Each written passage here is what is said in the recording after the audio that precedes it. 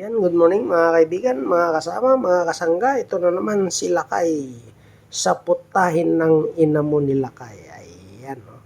Ito po ay munggo na sinahugan ng tinapa.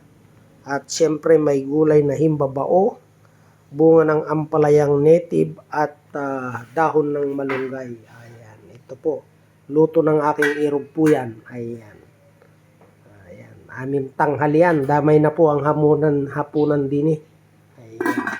So, ayan, halina't samahan nyo sila kayo na magtanghalian. Ayan.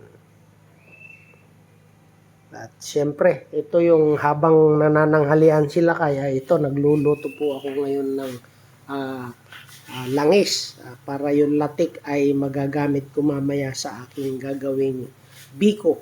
Ayan. So, hinaan natin lang apoy. Masyadong napalakas. Ayan. Ayan. Ay 5 nyug ho yan. Ay sana naharinawa. Ay marami-rami ang langis. Ayan. At yan langis po na yan ay panghihilot naman nila kay. Ayan.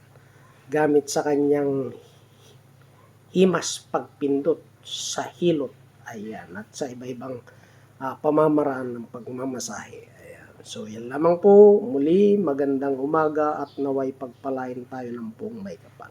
Bye-bye!